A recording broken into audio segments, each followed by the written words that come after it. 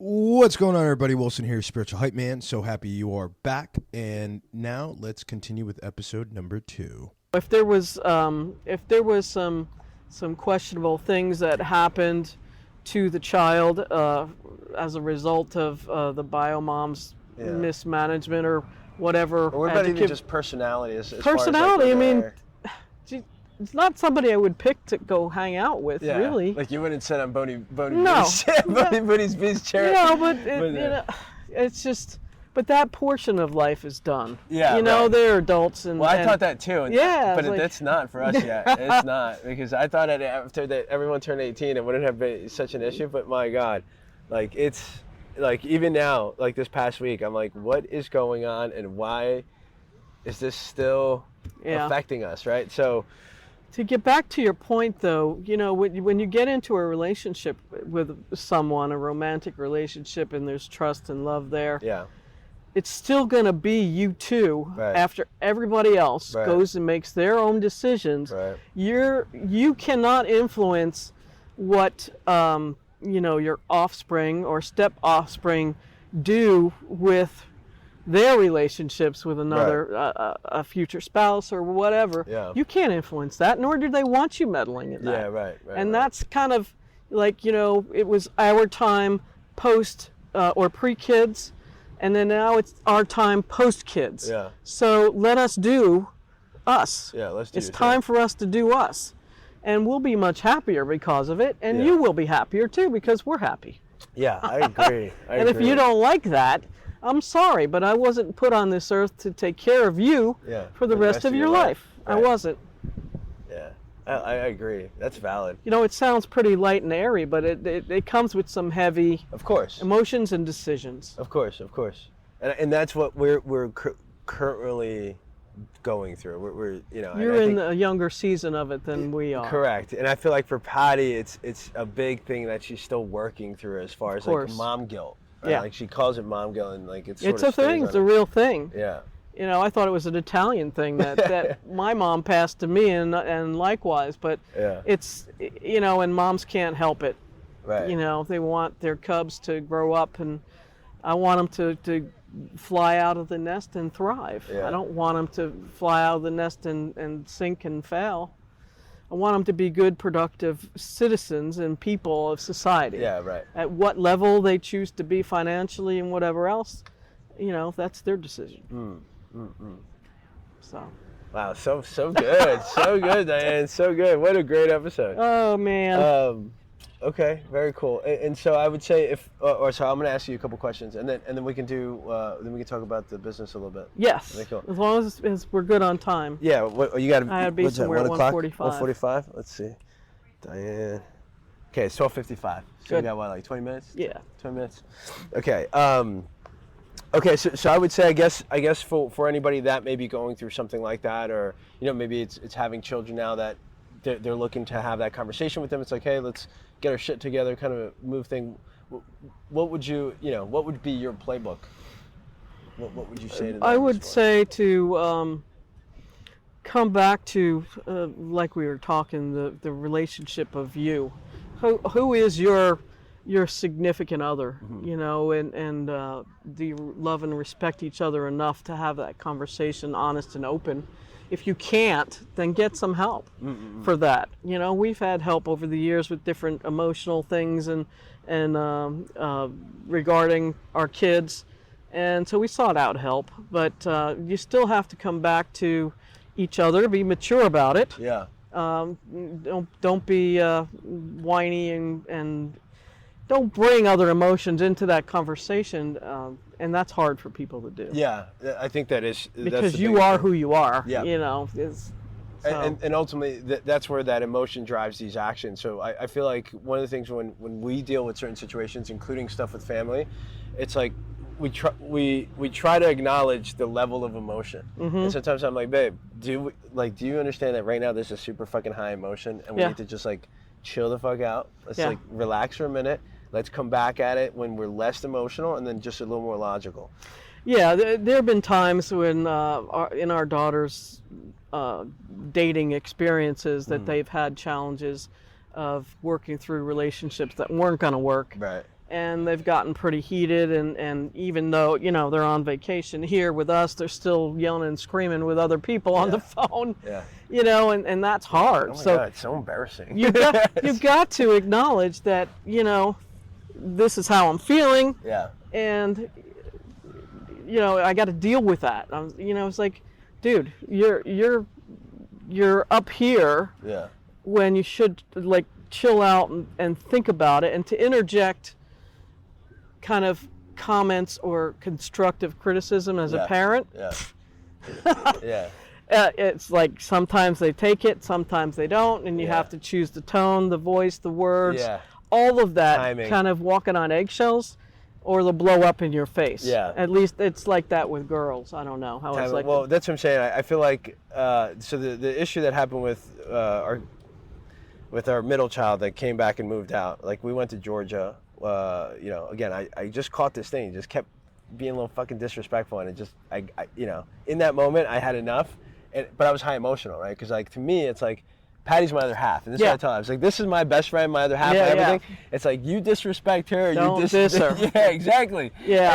And so that was my line. And there's two things where I wish they would know, at least grasp that, like, myself cares so much about your mom in a way that, like, if you disrespect her, I'm gonna stand up for her. Like, I wish they can see that perspective and be like, you know what? Even though XYZ, like, I find that, you know, fill in the vocabulary word in terms of them at least appreciating that, like, someone like that is there for their mom, right? For the longest time that they've seen other stuff.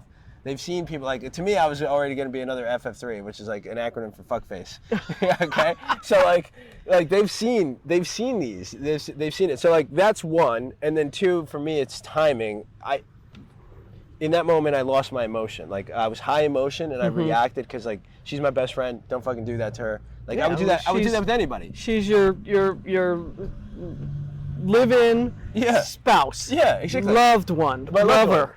Like, she is and I realized, I was like, babe, you know that I spend the most time with you, and you have become my most influenced person on me. Like, we're our most influential person on each other, and so. I realized that, so I was like, if anybody else, if we were at a restaurant or bar, anything else similar like that, I would have the same immediate reaction. You know, I think that as women, you want your man to stand up for you that way, even if it's to her kids. I don't know how she felt about that, but you know, don't disrespect my woman. Yeah, my period. Right, exactly. Period. And so I wish they can see it in that manner versus, like, this is what's getting done to me, sort of perspective. And then the second perspective I had is, like, you know what, like you were saying, like, the tone, the timing. I think if I would have done it differently, I would still had the same conversation. I still would have made my point, but I probably would have just waited if it, like, a one-on-one conversation. You know? And I think that's where I could have done better. And again, these are the things that I wish. So once I got back, I was like, I tried having the conversation with the kiddo, but he was already. Emotionally, he was already hurt, you know, because it was done in front of people, and maybe, you know, again, and then sometimes this is the issue that we deal with when there's two parties involved. Like, you know, like, you have your older daughter that's got a mom, same thing. Like, we obviously have their bio dad. To me, I feel like we break it down in terms of teams. There's always two teams, and there's always two mentalities, right? Or two notions of what it means to be a team and what it means to go win this game. Yeah. Ultimately, right? And so for us, my biggest issue throughout the time was two opposing teams always, like, influencing. Yeah. You know, and then when things got hard on our end, because, like, my team is like, hey, we're gonna do this. Like, here's how we're gonna do it. There's a line of respect. We can have fun. We have fun. Yeah. But there are things that need to get done, right? Yeah. Like, because that's how you're gonna become a positive influence in society, right? Like, there are things that you can't just sit around and fuck around and think, like, life is gonna hand you lemons to make lemonades, you know? So there, we always dealt with that, like, opposing, especially when it got hard on my side of the team. Like, there was things, and then when it got hard, then the boys, it seemed to be like, then go find comfort on the opposite, and then the opposite would just be like feeding and feeding. Well, yeah. See, that's the level of maturity that is very often found in blended families. Correct. They play one against the other. It's crazy, and there's no answer for that. And it's natural, and I feel like it's natural unless you like, because I did, like, I've done it, right? I've done it, but now thinking of it, like, if I were to do it all over again, it'd be none of that. It'd be more like you. It'd be more like, you know what? Just decide. Well, I decided to be the rock because that wasn't the situation on the other side. I decided that. And did it come without emotions? Yeah. No. Hell no. I mean, after the situation blew up and settled down, I mean, I had my shares of jumping up and down and ranting and raving and this is stupid, but never to the kid. Right. Never to the kid. Yeah. Because that's where I fucked up. Yeah. But, you know, the dynamics are all different with scenarios. Men and boys could be different scenario than women and girls. Yeah. You know, I don't want a hair-pulling, knockout, drag-out, screaming, slapping face. You know, that's not how I roll. There's no need for that at all. No. Like, yeah, even that, like, as far as, like, once you cross that line of physical altercation, which I've done, you know, looking at it now, there's never a need for that. No. Like, if you're emotionally aware enough and can filter through and you have this, you know, awareness of just how do I deal with this versus, like, throwing shit, right? Like, and I feel like that's for anybody, any type of violence, fill in the violence, you know, blank. But, yeah, I agree with you. Man. Even metaphorically, you know, I'm not gonna. There's been shouting matches with me and my girls, but never with the oldest one because she's a lot like Dan, you know, and calm, collected, cool, mature, like the other side of the pillow. And it was like, darn it, here I am going up and down and all over the place. And, you know, it's never been perfect, but at the end of the day, still there's the rock. I keep going back to it. I have to be above this situation if we're going to get through it. Yeah. You know. I love that, Diane. That hits home. I love it. No, that's great. That's great. Instead of being the fucking unstable one and look like crazy. Well, yeah, you know, she had enough of that on the other side. And it ultimately hurt her in ways that, you know, that you could never imagine. It hurt her. But I think her bio mom eventually came back around and saw it, you know, and there was some conversations that I know happened between bio mom and the daughter. You know, listen, I was messed up during this period. And like I said, you don't come in with a parental how-to book. Yeah, right. She had her childhood that came into effect, you know, and how she behaved and how she went into her marriages. That's valid. It just gave me perspective. I was like, man, I wonder. That's probably what they found from the other camp, though. Even though, like, some of the stuff that, like, didn't make sense in terms of, like, but I think they found more solace over there as far as, like, somebody like a rock type figure. Even though, you know, the influence was, you know, completely off. Right. But I think me here jumping up and down, trying to be like, how do you not fucking see it?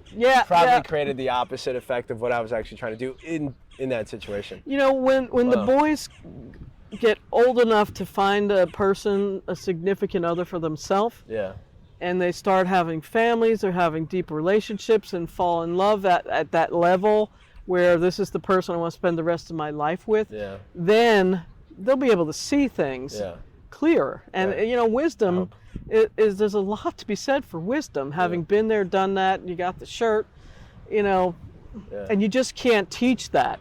Some have it innately there, a tiny bit, but you still have to go through that experience, or that losing that baby, that losing that job, losing that financial stability. You know, you just don't understand until you go through it. You got to walk through the fire and feel that pain to make the decisions to not feel that pain anymore. And that brings us full circle. The outcomes. No script. This is unscripted. Exactly. It's powerful. It's really, really good.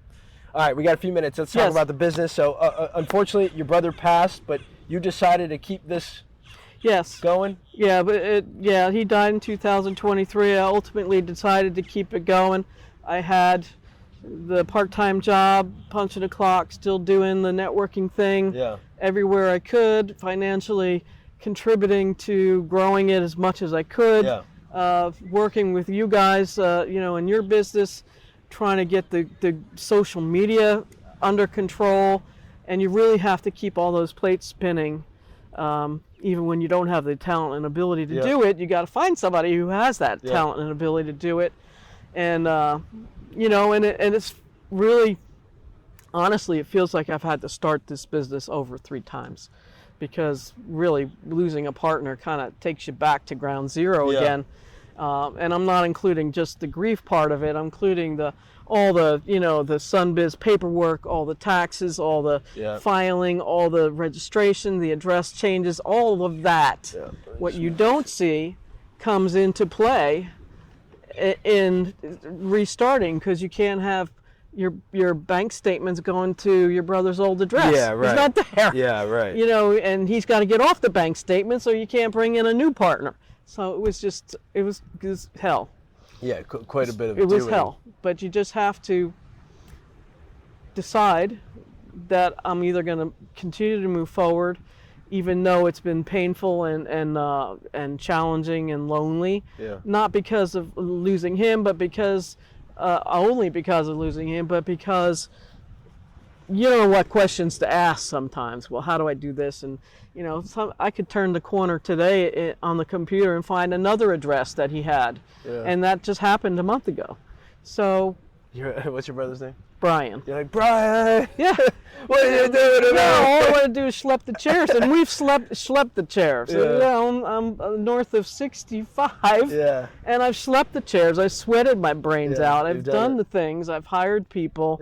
I've tried this, that, and the other, and you know, some work, some don't, and that's part of business. Yeah.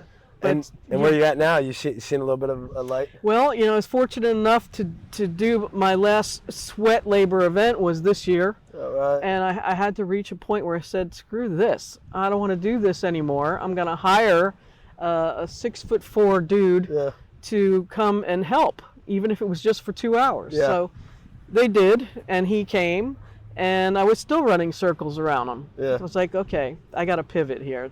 I got to find somebody else that I can, you know, I can really work with. Yeah, you can trust. So that was just this year. We've turned the corner, and it immediately opened up a whole nother avenue of places to explore, of businesses to partner with.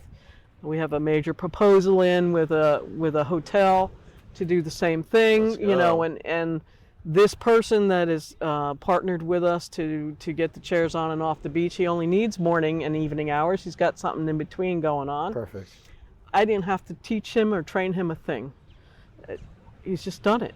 And it's been a blessing for me to just such a huge weight off my shoulders to be able to know that it's going to get done the right way. The way I would do it is the way he's doing it, because he has a business too. He's an entrepreneur. That's a great business lesson. You know, versus a W-2, which I would have to be out here training and sweating my butt off again, or still. And having them ask me questions that, you know, he doesn't do any of that. He just goes, does the thing, and he's done. Sets it up. Picks it up at the end of the day. Today. And I don't, you know, I'm in the pool floating, which is what it was supposed to be designed. That's right. That's right. So it feels good, right? It does. Yeah. So business-wise, I guess for people that are entrepreneurs and running their business and doing that, what would be some feedback or some points that you would want to share with them? Oh my God. And by the way, if you are in the area, Palm Coast, Flagler, Ormond, Daytona? Ormond, some parts of Daytona. Some parts of Daytona, and you do not want to lift a finger. Don't lift a finger, call us. You want to be in the pool, calling Boney Booties. Yeah, they'll set this up for you. You get 2 chairs, an umbrella, and you got something going on. Full service. Full service. All you do is walk down the steps, sit down. Yeah. Turn around, walk up the steps, and you're done. Yeah. The only thing next time is that we need someone to set up the equipment for me. Yeah. Yeah. As far as advice, I mean, you got to balance when is time to say no. And I was almost there. When is the time to push forward? You know, look at your balance sheet to make sure, and I suck at that. You know, look at your balance sheet, make sure that everything's lined up, and have courage to take a step even though you don't know how you're gonna make it work. Yeah. So what I discovered is that I do have some meat on the bone to share with a person who's going to help me be able to relax and think more strategy at the upper level. Yeah. So I had to have the courage to do that and just be flat out fed up with the way things were. It's not an easy job because we have these walkovers up and down the beach. Yeah. And walking on the sand with 10 pounds of chairs up and down times 10 chairs, or however many a person wants, it kicks your butt. Yeah, it really does. It's not something that a 60-plus-year-old person wants to do or could do sometimes. I've done it, but I don't want to do it. That wasn't the plan. This is supposed to be a retirement residual income while I travel and float in the pool and be with my husband. Not that I don't want to put in the grunt work I have, and I've suffered, emotionally and financially. Was there a moment you wanted to quit? All the time, looking at my brother's gravesite, wanted to quit. When I'm hauling 10 chairs or all chairs off the beach, you want to quit, and I think that's every entrepreneur's struggle in their head. Yeah, when to call it. Right, when to call it, turn the lights out. Yeah. But this year has been, because I made those decisions, this year I can see possibilities. We have the new hotel there. We're partnered with them, with Margaritaville. Sitting here right now, there's 2 chairs right over there. Right over here to our shoulder. Yeah, so I mean that's one of the firsts. And this is not the kind of beach where you park the chairs out here all day and have an attendant just walk up to them and say, here, pay, is it clear pay water? here. Right? Yeah, it's the opposite. They have to order online. Yeah. And then we deliver the chairs. Yeah. So. And that's just based on the way the town ordinance and everything exactly. is. That's just you're working through it, but also still providing that service. At some point, like I can just see the whole section of the beach as being bony booty. That's what we want to do, and the guy who does the chairs, Ryan is his name. He's ready and waiting. Wants to bring it. Says, bring it on. Bring me 3. Bring me 5 at a time. Awesome. Clusters of families. You want to come down and enjoy the beach as a family, not have to lift anything or drag chairs in the car. You got enough to do with the kids. Yeah, no, and the fishing poles and all the other stuff. I think it's great. I think it's great. So for now, so what are we doing? I know we talked about 2 chairs, umbrella, and we're gonna do a special. Okay. We're on the eve of August 1st. Yeah. So from August 1st to the 12th, when school starts, we're offering a $79 special, and we're going to do that. Plus, we're going to throw in a beach toy. Could be a boogie board, could be sand toys for the young kids, could be a bocce ball set, could be we had the paddleball things going on. That's great value. So we want you to enjoy the beach, not have to worry about a thing. You're down to the wire here in terms of enjoying some free time before the kids go back to school. And or if the kids already moved down and they're adults. Exactly. just surprise them. I mean, go to the beach and just sit down. Yeah. We can be surprise your other half too or something. Yeah. Maybe date night. I mean, we have it, and then in the fall we shift to s'mores on the beach. I can't wait for that. I'm gonna do that. And that'll be a different experience. Yeah. Or massages on the beach. We're bringing that in. I have a therapist that is ready and waiting. Fantastic. So cool.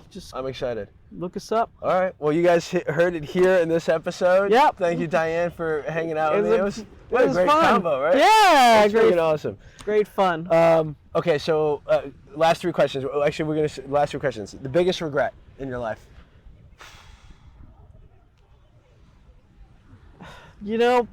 I think I mismanaged leaving a business one time. I didn't do it correctly.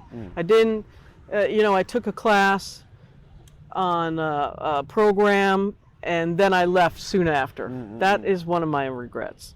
I just, I want to take the high road on those kind of things, and I didn't with that particular circumstance. I was young, in my 20s. That's not an excuse. You know what's right and what's wrong. That to me is a regret. Got it. And so what was it? What was the thing you just left? I took the class on this company, and then a month later I gave them my notice here, having them paid for it, and then I went over here to use that skill. Got it. Not a good thing. It just doesn't fit. That's kind of right. Okay. So second question: your biggest accomplishment outside of family and kids? I would say being a connector. It's not about the business at the end of the day. It's about being able to help other people achieve whatever they're looking for in their life. If I could connect them with a realtor, or connect them with a therapist, or connect them with a financial planner to help them move forward in their life, then I would consider that a success. Nice. Fantastic. Yeah. And you've done plenty of that. I've done a lot of that. You feel like a phone book sometimes. Who who does this? Who who does that? And I get really jazzed about that, helping other people. That's cool. Yeah, I feel Patty's very much aligned with that as well with you too. Okay, last question. What are you currently working on now to change through your life? Like, what's something that you're working to change? Well, enjoying retirement and stopping a little bit to smell the roses. I'm a little afraid of stopping too much because I don't want to fall into, watching TV all day. Yeah. I don't want to be that person because then I know I'll feel depressed about it. Right. But finding the balance of how to stay active with my husband as a marriage, as a couple. We're taking dance lessons. Oh, that's cool. So that's kind of fun, and that kind of reunited us in terms of relationship. Love that. But finding that balance and how to wind down and land the plane, if you will, on that runway. So you're in a safe place to relax, unwind, and finish your days on this earth. Do it well. I want to be a legacy for my children. Love it. I want them to be able to say, they were pretty cool people. Yeah. In spite of, just because of your parents, just all around good people. They did this to support the community. They did this to support us. They did this. Their talents and abilities were, kind of valuable to others. Yeah. That's the kind of, that's what's important to me. Cool. Yeah. All right. Anything else you want to say to anybody? No, and just thank you for the opportunity to come down here, sit on my own chairs, and talk with you. Yeah, thanks for being our sponsor. You were actually officially our first sponsor here on the podcast. Yeah, we appreciate that. And if whatever your podcast is about, nothing changes till you do. Well, change the tune, change it to always on the grind to carving out time to relax. Yeah, love it. And pay for that. You're worth it. Yeah, 100%. I feel like there's a fine balance to between. Get on the beach and stare at the waves, do nothing. Yeah. But it's still, it's feeding your spirit. Yeah, reset, recharge. Yeah, recharge. Recharge that battery. Definitely. All right, Dianne, give me some. Yes. All right, folks, you heard it here. Continue listening, and remember, if you're going through some stuff, just remember it's the thoughts in our head. Yeah. You got to figure out how to change those thoughts, change those prompts, and don't forget, nothing changes until you do. And we'll see you guys in the next one. Awesome. Peace out. Let's go. All right. Good stuff.